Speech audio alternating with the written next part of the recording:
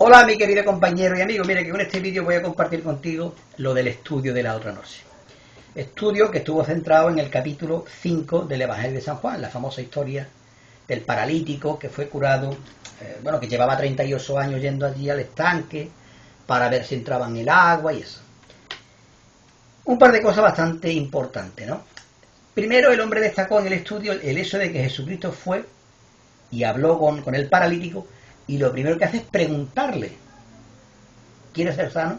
Una pregunta que a priori parece un poco ilógica, pero evidentemente Jesucristo sabe por qué preguntaba. Una de las características del ministerio de Jesús, o una de las características que más destacan el ministerio de Jesús, es el hecho de que él siempre que hablaba con la gente preguntaba. Incluso muchas veces cuando le hacían una pregunta, él respondía con otra pregunta. ¿Por qué? Yo creo que es porque Jesucristo no quería imponer sus verdades, quería que la gente las descubriera, y muchas veces a través de las preguntas la gente misma confesaba y declaraba las cosas, ¿no? Y una forma de que la persona descubra la verdad, no ya tanto que la reciba, sino que la descubra. En muchos casos tiene que ser así. Y este hombre cuando responde, evidentemente está declarando su situación en su respuesta. Primero, él reconoce que tiene un problema. Segundo, él quiere solucionar el problema. Tercero, él ve una posible solución a su problema, lo de bajar al agua. Y cuarto, reconoce que entre el problema y la solución, o la posible solución, había un gran obstáculo: su incapacidad física para competir con los demás y la dependencia que tenía, ¿no? Esa incapacidad le hacía depender, le llevaba a depender de otro, que le ayudara, y nadie le ayudaba. Evidentemente entonces Jesucristo va y le ofrece otra solución. No la solución que él esperaba, Cristo le ofrece otra solución. Y la solución que Cristo le ofrece es: levántate, toma tu lecho y anda. La enseñanza espiritual está muy clara, ¿no? Yo creo que está muy clara. Nosotros, ante situaciones difíciles, tenemos que contar con Jesús. Eso está claro. Porque este hombre, humanamente hablando, lo tenía muy difícil. La situación aquella que se le presentaba, la posible solución, era muy difícil. Pero llega Cristo, y si Cristo quiere, Cristo puede, y asunto terminado. Esa es la visión que nosotros, como creyentes, tenemos que tener. Confiar en Jesús y entender que Jesús está ahí. Y que muchas veces la vida nos va a presentar situaciones difíciles, problemas muy difíciles, casi imposibles. Este mundo competitivo, como allí, ¿no? Nos lleva a situaciones en las que no podemos, es imposible casi. Pero en esos momentos tenemos que contar con Jesús y sabemos, y tener esa confianza, esa esperanza, esa fe, y saber que si Cristo actúa, Cristo está por encima de eso. Y si Cristo quiere, Cristo puede, y asunto liquidado, como le pasó a este hombre. Repito, humanamente era muy difícil que este hombre solucionara su problema, pero Cristo vino y actuó. Eso sí, Cristo pidió a este hombre: levántate, toma tu lecho y anda. También nosotros tenemos que poner de nuestra parte, levantarnos y andar. Y luego hay otra enseñanza que el hombre compartió y que la verdad me llamó mucho la atención. Cuando este hombre es curado, toma su lecho y se va, y entonces los fariseos empiezan a decirle que por qué llevaba el lecho en día de reposo. Es curioso, ¿no? Lo normal es que los fariseos, si le conocían, se alegraran por este hombre. Este hombre había sido curado. Lo lógico es que se alegraran por él. Y sin embargo, parece que le critican: ¿por qué llevas el lecho, el día de reposo? Decía el hombre que desgraciadamente en el mundo hay gente así, incluso en la iglesia, ¿no? Gente tan legalista, tan crítica, que hasta en las cosas buenas ven los fallos. Hasta en las cosas buenas que pasan están viendo los fallos. Y que evidentemente esa actitud no era muy positiva. El hombre, sin embargo, evidentemente dijo que quien me ha curado me ha dicho que lo coja, y yo lo cojo. Está claro que para él su experiencia personal valía mucho más que los comentarios de la gente, ¿no? En ese momento.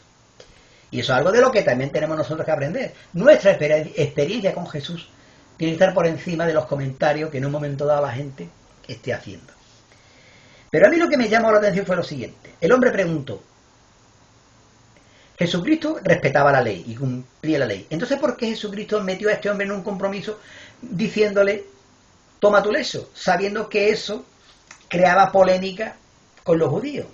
¿Estaba Jesús incumpliendo o haciendo o llevando a este hombre a incumplir la ley?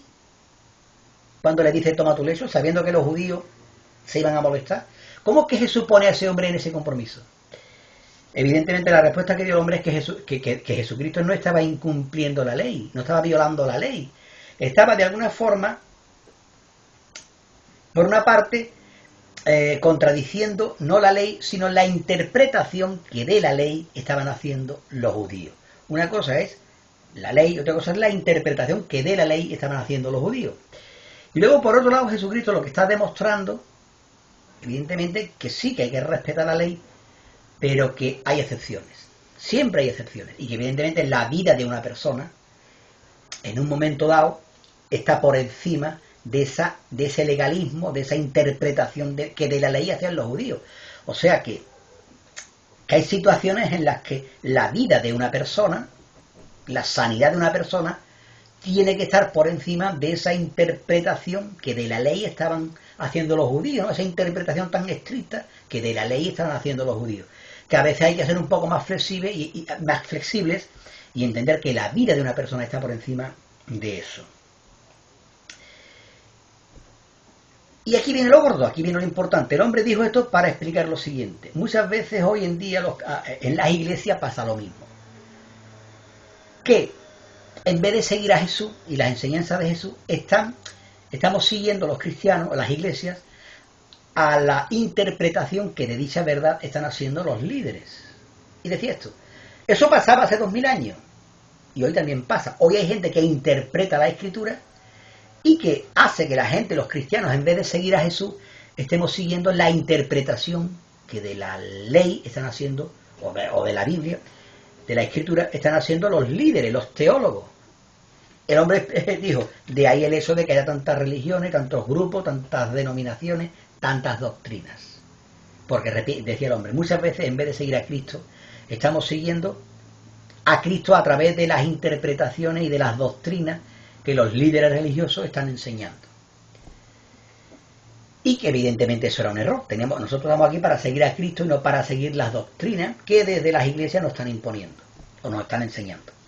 Y el hombre puso un ejemplo muy claro. En Juan 5:39, Cristo habla con los fariseos y que les dice: escudriñad las Escrituras porque a vosotros os parece que ahí tenéis la vida eterna, pero ellas son las que dan testimonio de mí.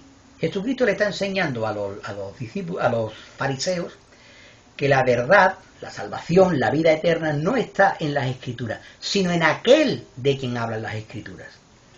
Eso es importante. Este hombre usó ese texto para enseñarnos que nosotros tenemos que buscar en la Biblia a Jesús.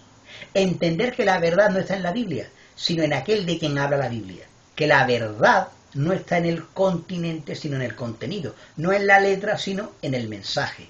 Y que, desgraciadamente, muchas iglesias, muchos teólogos, muchas doctrinas están basadas en la interpretación de la letra. Y muchas veces nos quedamos en eso, en la interpretación de la letra, en la explicación de la letra, en el continente. Y no nos damos cuenta que lo importante es el contenido.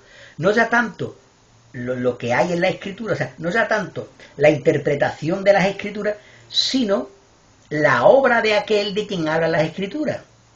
Esa es la idea, ¿no? Repito, no quedarnos en el continente, sino en el contenido. Y que muchas veces pasa hoy en día eso con las iglesias, ¿no? Que discutimos doctrina, conocimiento de la Biblia, mucha letra, mucha palabra, mucha interpretación, y nos olvidamos a veces del mensaje, que es lo realmente importante. Y repito, hizo mucho énfasis en esto y me gustó, y sobre todo que esa idea quedara clara, ¿no? Que lo importante no está en la doctrina ni en el conocimiento, sino que lo importante está en el mensaje. La verdad no está en la Biblia, la salvación no está en la Biblia, en la interpretación de la Biblia, en el conocimiento de la Biblia. La salvación está en Jesús, el auténtico protagonista de la Biblia. La obra de Jesús. Bueno, pues esto es lo que el hombre más o menos explicó, yo te lo he explicado así por encima y